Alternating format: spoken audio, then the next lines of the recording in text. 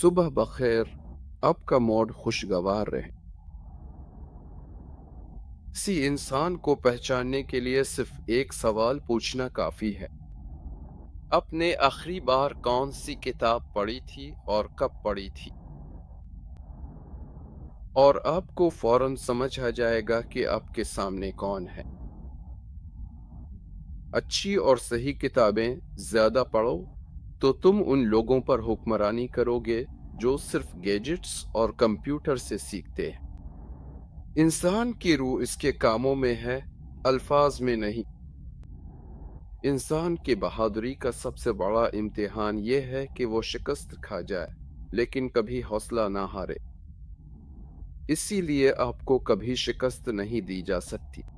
اگر تم ٹھوکر کھاؤ گے تو لوگ تم پر ہنسیں گے، اگر تم حوصلہ ہار جاؤ گے تو وہ تمہیں روند ڈالیں گے۔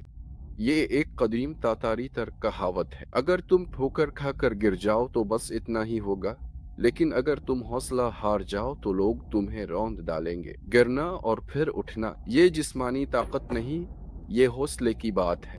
مشکلات تو سینکڑوں لوگ برداشت کر لیتے ہیں، مگر خوشحالی کو صرف چند ہی سنبھال پاتے ہیں۔